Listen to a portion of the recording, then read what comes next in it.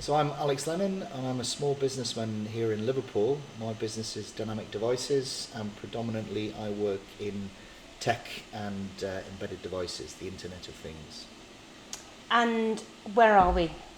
So we're here today in DoES Liverpool, in the Fabric District of Liverpool, which for those who know is at the back of London Road, where the big TJUs is. We've been in this location for going on 2 years now. Originally we were over in Hanover Street in the centre of Liverpool, just by Central Station. DoES itself has been going for about 9 or 10 years. Originally it was set up by I think 6 founders who were individuals who were contracting, freelancing, and instead of being in their own locations staring at the four walls all the time, they thought wouldn't it be great to get together, share the bills, and also collaborate and communicate with each other.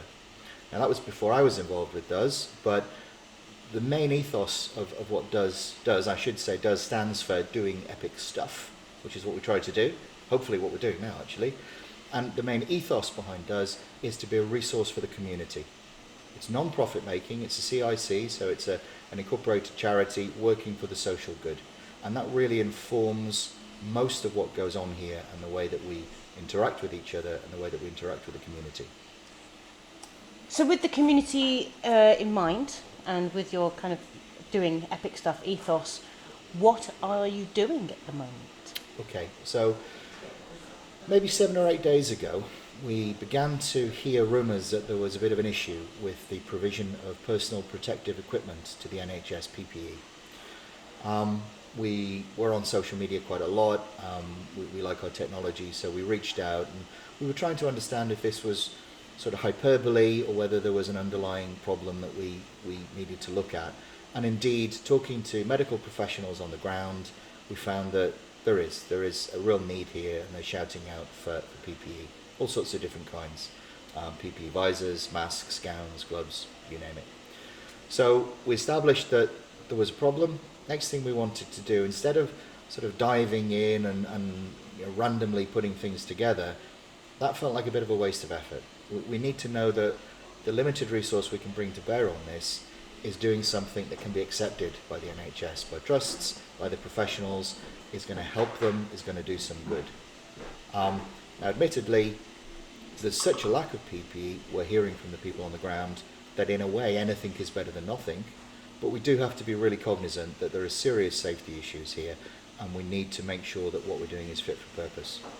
So we reached out, this was the first thing that we did. There's a number of designs for PPE eye protector visors, headbands that go around the head with a shield on the face that protects a medical professional or somebody in the community from aspiration, spitting, coughing, that type of thing. There's a real need for that, and that felt like one of the easiest things that we could turn ourselves to putting together.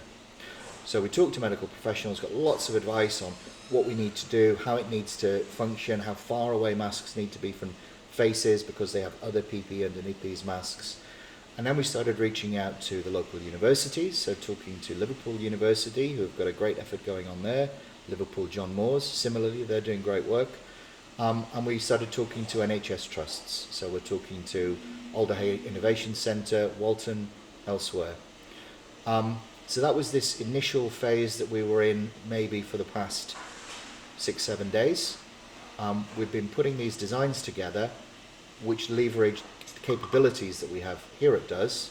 As a maker space, we've got quite a lot of workshop equipment that people in the community use. We have 3D printers, we have laser cutters, we have a CNC mill, we have sewing machines for fabrics, we have electronics, we have all manner of interesting things.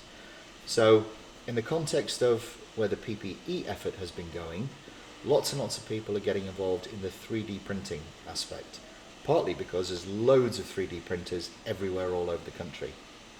The issue with that is that it's quite slow to do a 3D print. And I don't know, have you looked at how 3D printers work at all? Or? I know the principle that it just kind of prints Yeah. on layer upon layer upon layer. Yeah, so it's basically a heated bed, and you've got a head with a nozzle and a filament of plastic on a reel that gets fed into it. So the bed is heated. And the bed is heated, and it melts the plastic, and the head moves round on a layer, laying down a little stream of plastic, and that hardens, and then it goes up a tiny little bit, and it lays down another layer, and it goes on and on and on and on until you've got a 3D shape, and that's what we do. You do all sorts of interesting things with those. So what we've got are a range of different designs for PPE visors for that band that goes around the head that you can 3D print. And some are better, some are worse, some are faster, some are slower. We've been talking to the NHS about what they need and what they would prefer for us to deliver to them. So as a part of that, we're spinning up a 3D manufacturing capability here, and we're also talking and reaching out, in fact, to anybody else who's got a 3D printing capability to get involved in this. Now, mask designs, this is very, very fast moving, but for example, we may be talking about, say, 2 hours to 4 hours, depending on the kind of mask design that is being printed. Now, that's quite a long time. So you can see a single person with a single machine isn't going to get thousands of masks done in any short period of time. However, because we've got so many people with machines over the country, we can actually do a lot. So although it might seem that one person can't do very much, together we can do an enormous amount. Now, the other part of this is that here at DoES we've got this laser cutter capability. A laser cutter it's basically a flatbed, and again it's got a head that moves around it in X and Y, and it's got this laser that points down, turns on and off, and whatever's underneath it gets cut. So we cut out woods and acrylics and plastics and that kind of thing. And as you can imagine, compared to kind of plastic laying down, just cutting through things, it's much faster. So one of my colleagues here, Adrian McEwen, who was one of the co-founders of DoES and one of the directors today, he does a lot of this, and he came up with some laser cutting designs for PPE visors, again, which he's been talking to the NHS about to make sure that this is fit for purpose, it's what they need. So if you look at 3D printing, 2 to 4 hours, we can laser cut a band in about 90 seconds. That's a massive difference in terms of what we can turn out. That's massive. That's a huge difference. Yeah. So why? Why are you doing it? Well, what's the drive? What's going on? as it actually You can take a drink. That's fine. so the PPE challenge is, I suppose, it fits very well with the ethos of this space and the people who come together in this space. We are predominantly a collaborative organisation, a set of people from very different disciplines. We have engineers, we have creative people, we have freelance translators, we have retired people who come in to use the facilities, you name it. But we're interested in working together, in sharing knowledge and in doing good. And if we can use the facilities that we have here to help with this effort in some small way, then that's something that we want to do.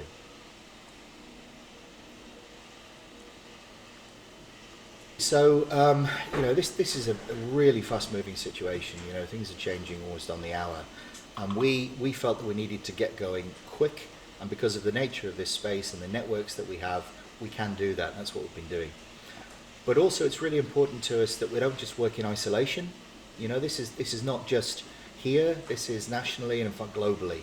And we know that other people elsewhere have the same kind of drives and the same wish to help. So we're trying to connect up with them, and indeed are connecting up with them.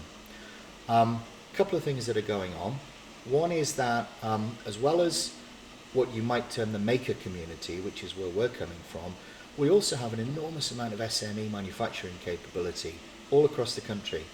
So given the lockdown, we've got businesses now that are really sitting idle and engineers who are twiddling their thumbs.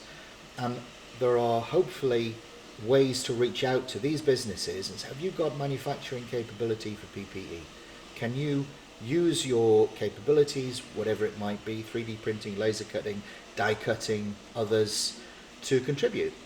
I know of a chap over in Lancaster, Richard Harding. He's working with a team there at Lancaster University. They've just spun up the, let me get this right, the Lancashire and South Cumbria COVID cluster, which is a bit of a mouthful. They might want to rethink that, but that's what it is. The purpose of what these guys are doing is they're reaching out to their 2,500 SMEs with manufacturing capability to ask this question, to say, what can you do? Can you help? Even if this is only a stopgap, an interim, until we can get professional PPE manufacturing up and running, anything we can do can help in that period of time. In the next 2 weeks when we're hearing that the NHS is going to be under such significant pressure. So other COVID clusters are springing up. We're in contact with guys over in North Wales who are working out of the MSpark Innovation Centre out of Bangor University, a chap called Carwyn Edwards.